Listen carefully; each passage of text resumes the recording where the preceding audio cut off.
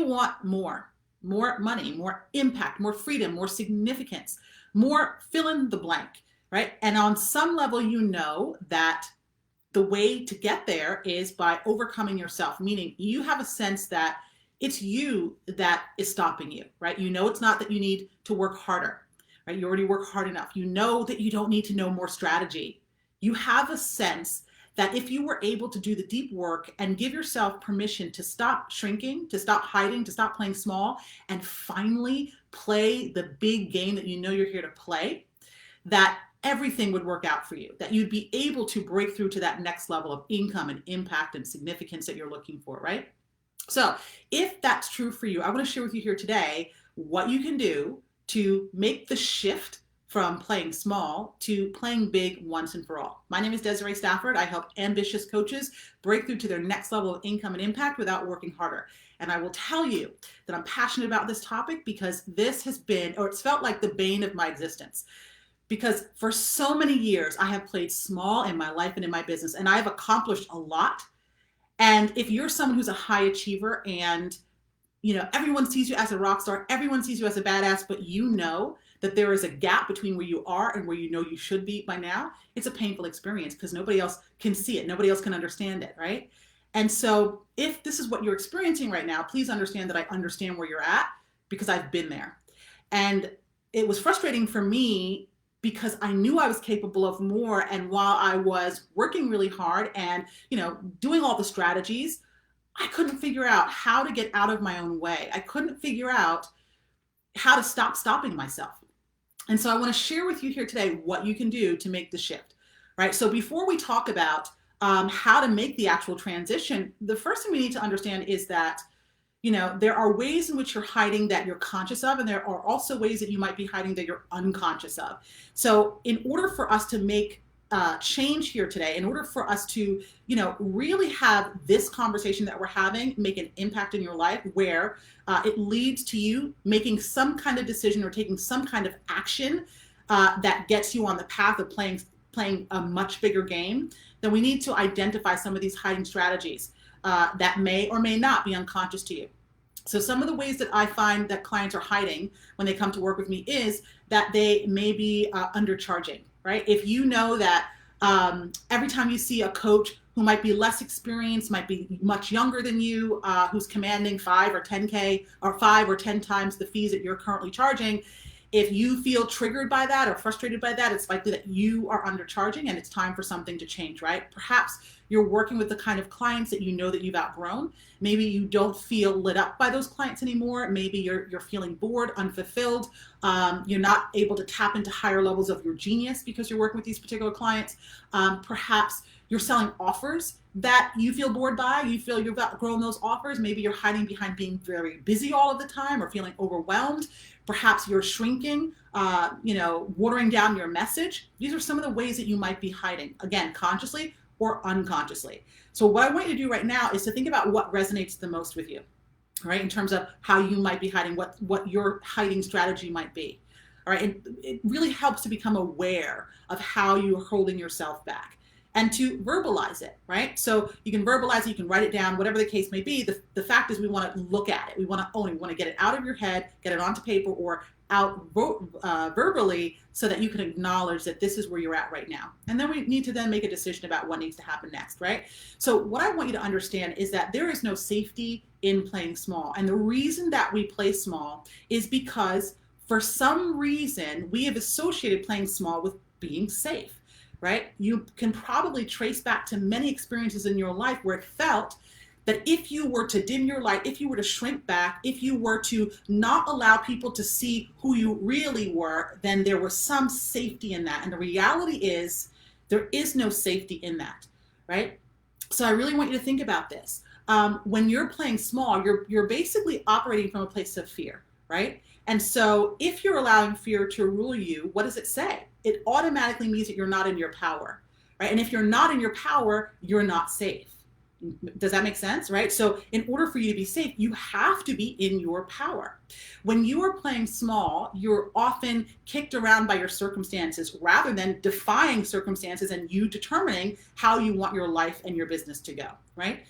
It means that you're often ruled by your thoughts, by your feelings, rather than having mastery over your thoughts and your feelings, and therefore determining the results that you want on your timetable, right? So I want you to really understand how playing small is actually not serving you. If we were working together and I was coaching you, we'd go deep into identifying, what's a memory that you have around playing small? Where did you learn to use that as a safety mechanism? And we would release the attachment that you have to that experience so that you could release this entire pattern of shrinking back and playing small, right? But for the purposes of what we're talking about here today, I think what we've talked about just now is going to give you a little bit of insight as to why you can loosen your grip on that coping mechanism and allow yourself to play a much bigger game. So now let's talk about making that transition, right? When it comes to playing a bigger game, the thing that's going to get you to that place, the thing that's going to inspire you to take the leap that's necessary for you to, how do I want to say this? For you to break through to that next level, it's really going to be, number one, you getting clear about what you want. What is that next level for you? What does that actually look like? It's one thing to say, I want a lot more money, but exactly how much do you want? It's one thing to say that I want more free time, but how much free time do you want? It's one thing to say I want more clients. How many more clients do you want? I want you to get clear about what it is that you want. What is that next level that you're wanting to get to? All right. Now, for the purpose of an illustration here, let's just say you want to add 500,000 to your business this year, right? So if that's the goal, if that's your desire, the second thing I want you to get clear about is why. Why does that matter to you, right? So why do you want to add $500,000 to your business this year? You want to make more money. Okay, great. Why? You want to have more freedom, more financial freedom. Okay, great. Why? Right? You want to make a bigger impact. Great. Why? The point here is I want you to go deep enough with yourself until you get to what's really driving you, what's really motivating this desire. Why? Because when you have a compelling why, that's going to pull you forward, right? It's going to help you bypass, I want to say bypass, but do the work to overcome some of those fears so that you can actually take that next step, which is to take responsibility for what it is that you desire. In order for you to play a bigger game, you have to start taking responsibility for what it is that you say that you want. Right? When you start taking responsibility, by default, guess what happens? You play a bigger game. You can't get to where you're going by playing the game at the level that you're playing it right now, right? So rather than you continuing to play the game not to lose, you want to start playing the game to win. And the only way to really get there is to, number one, identify exactly what you want, why you really want it, and then make the decision to take full responsibility for achieving that goal. All right? So I hope what I shared with you here today was clear, and not only clear, but transformative, meaning I hope that you have gotten some insight into why you may have been showing up the way that you've been showing up and making the decision to commit to playing the bigger game that you really want to play once and for all, right? And recognizing that it's time to loosen the grip on whatever reason that you've been telling yourself, that you've been holding on to the story, that it's safer to play small. I really want you to understand that there is no safety in shrinking and in hiding. The only place where you're going to feel safe is when you allow yourself to really be in your power, right? Because when you're in your power, guess what you can do? You have control over your circumstances, right? It doesn't mean that there aren't going to be things that you experience that may not feel pleasant, but you're not taken out by those experiences, right? You can defy whatever's going on in your current reality and create what it is that you do want to experience. So I hope you got some value out of what we talked about here today. And please know that you're not alone. If you're someone who's really strong, you are peer, like you're the rock star in your social circle, you're the badass, but you still struggle with this stuff, please know that it's normal. Right? We all struggle with this. I was just having a conversation with a friend of mine the other day, yesterday, in fact, and she said to me, Desiree, it's hard for me to believe that you struggle with confidence or that you've ever had any doubt. And I said to her, I know that that's how it appears.